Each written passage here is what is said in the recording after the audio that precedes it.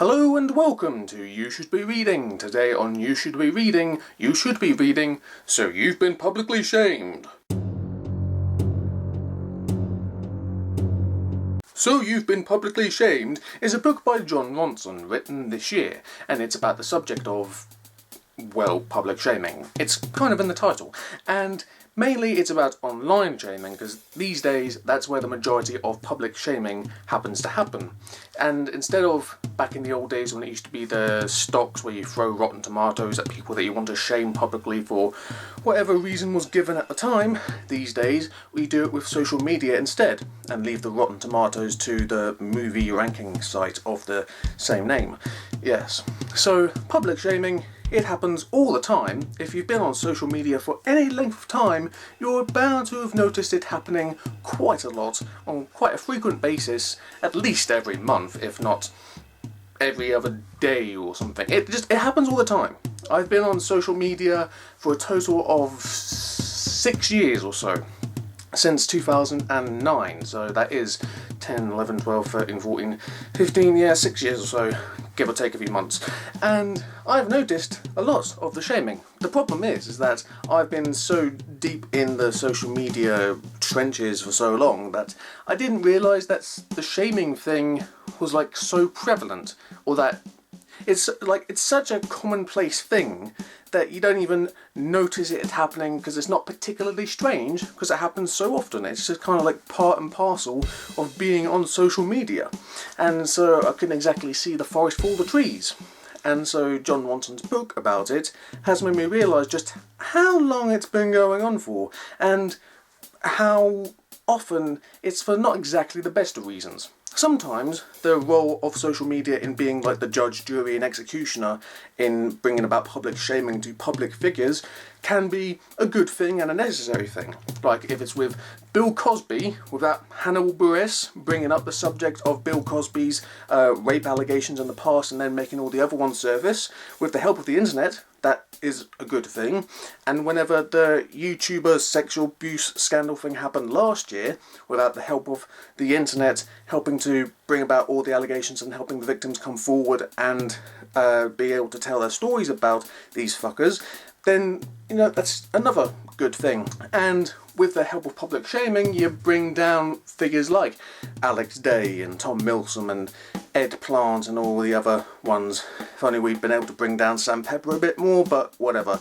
Don't want to get too much in the details of that whole thing because I'd get way too sidetracked, and it's a much bigger topic for another video, which I sometimes say that I'm going to do, but often I forget to do. The thing with it is, with the book, is that it talks about how the public shaming thing, it talks about the downsides of it, which is the most pervasive aspect of public shaming, because it is, like, shame, as the book points out, is one of our most subtly and most deeply entrenched fears within our psyche. We are all afraid of the shame feeling, of ever feeling shame, and we will do anything to avoid feeling shame, and then when we do feel shame, it really hits us hard and it affects us in really bad ways, as the book also talks about, because it talks about prisoners and prisons and the way that they dealt with shame, and how shaming prisoners and an overabundance of shame really badly affected the psyches of prisoners and made them more violent and that kind of thing. And the book also starts off with Jon Ronson having on Twitter a spam bot imitating him, taking his name and pretending that Jon Ronson was a foodie, like some kind of food blogger, even though Jon Ronson was anything but that. And when he confronted the people who were responsible for making the spam bot, he shot a video of him interviewing the people who made the spam bot, posted it online, and he found the majority of the comments sided with him on the matter, because what the people were doing was weird and stupid and nobody really agreed with it. And then he started noticing that the comments, while they were in favour of him, they were also tipping over into outright vitriol and anger and shaming of the people that had created the spam bot. And he was shocked to find out how much he had brought this angry mob upon these people and had shamed them into taking the spam bot down and that kind of thing.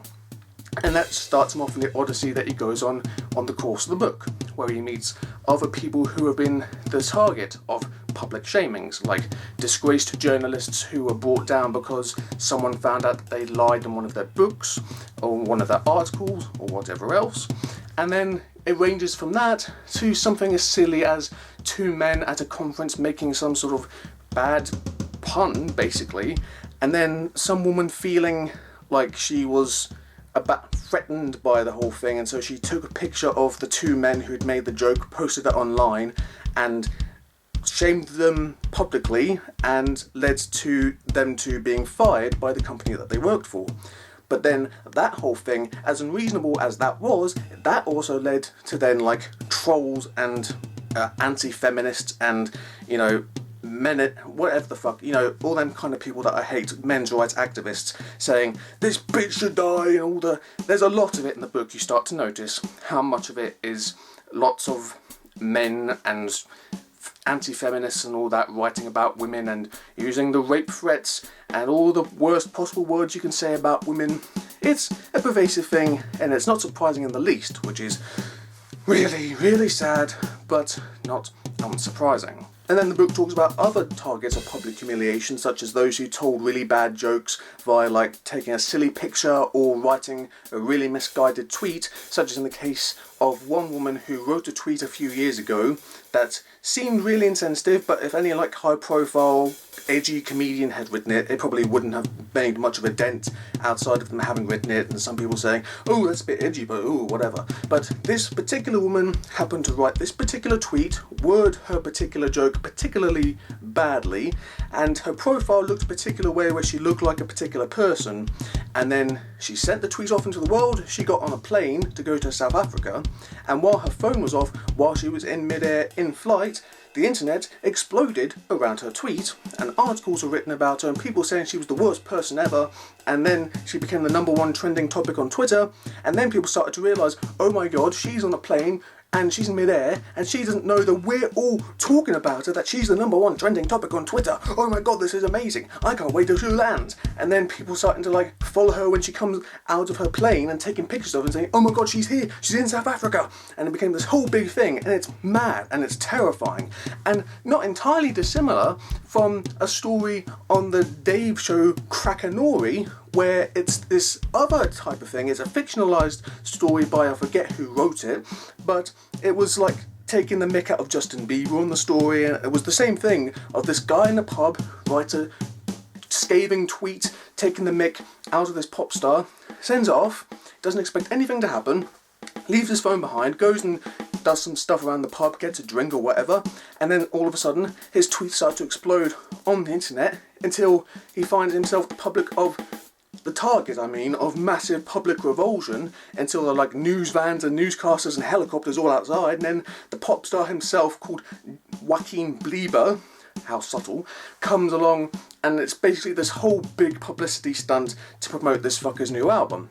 That story in that comedic show on Dave Krakenori from however long ago that was done, I don't know if that was written before or after this real story of the woman who wrote the tweet and then her life was taken down by all the public shaming. But in any case, it just shows how like ridiculous and Kafkaesque the whole thing is. And the public shaming is sometimes deserved, as has been mentioned, and the social media giving the voice to the voiceless is an important thing, and it has been helpful in a lot of social causes through the years, but it does kind of give, like, you know, the voice of the collective whole like too much power sometimes if they think that anyone has done just anything that's just a little bit too outside of their, like, you know, we don't like that you've done that seems like a bit wrong, so we're going to tear your whole life apart with the public shaming. And then Jon Ronson, through the course of the book, tries to determine how can you avoid public shame? What are the consequences of going through the shaming process? And is there any way to survive it, or forego the shaming at all and not feel the shame at all? And he goes through, talks to various people about it, including one memorable scene where he goes to a place where they use an approach called radical honesty, which is where all these people sit in a group and decide to tell each other everything immediately and honestly that's in their minds. Just say it and not lie about anything, and just avoid shame altogether. Of course, it doesn't entirely work, and eventually the meetings turn out to go very disastrously around Jon while he's participating in them. And there are some ways probably that you can not feel shame or experience it or move past it, but radical honesty is really not the way.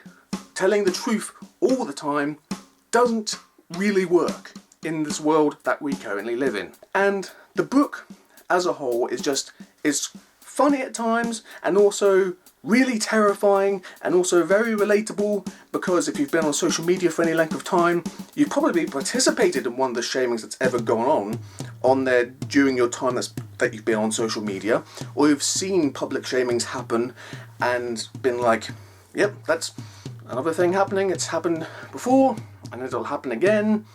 And you know, it's a very, very engrossing read. It's like, I listened to the audiobook version of it with Jon Ronson reading his own words, and it's the first audiobook of any considerable length that I've listened to from beginning to end via Audible. And no, I don't have a sponsorship. I'm not one of them YouTubers that can say, go and do this link thing, get 10% off your first free audiobook or whatever, because I don't have that. I'm nowhere near that popular. I'm just saying, I happen to have an Audible account and I happen to listen to the book on there. And it's the first book that's of like 7 hours long or whatever that I've listened to all the way through. Not like from beginning to end on one sitting, because I don't have anywhere near enough stamina for that. But I have finished it in just over a month. And that's good for me. Not just for audiobooks, but for any books in general these days. And it is really that good.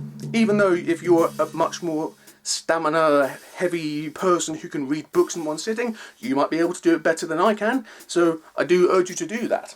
But I'm just saying that the book is really thought-provoking, it's really excellently written, it brings up loads of important arguments all at once through different various aspects through its patchwork style of writing, almost said whiting, damn you Jonathan Ross, and it ends kind of vaguely and open-endedly and not with a concrete conclusion to everything that has been brought up through the course of the book, but it does leave it and conclude it vaguely enough so that it kind of wraps up everything, that it encompasses everything that it's brought up during the course of the book, and leaves you to determine what you think about everything that you've heard and learned during the course of reading/listening to the book. And I do thoroughly encourage you to go out and read/listen to it yourself, because it's just like really, really, I don't know, can't think of any of the words. It's definitely one of the most important books that you'll read in our current modern era, because it applies to so much to do during our current era. There's always a public shaming going on at some point, and probably soon after I upload this video there'll be another one happening somewhere, I'm sure. Inevitably it will happen again, because it always happens. And with our social media age, we always like to find some new target for the public shaming. It's always just a question of who do we pick, and can we ever forgive them? Are they worthy of forgiveness?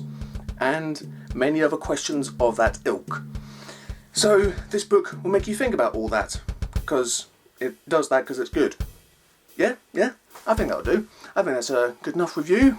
Maybe not the best, but at least I've done it, and I've sweated my bollocks off. Not literally, but seriously.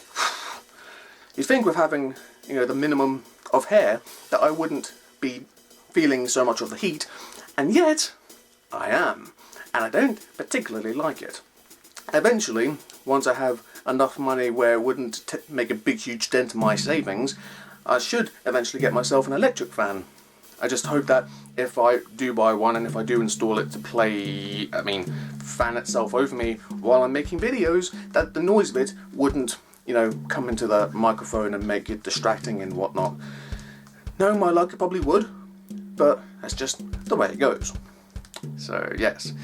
Anyway, thank you for watching, and I hope you enjoyed the book if you do decide to pick it up in whatever formats that you so choose.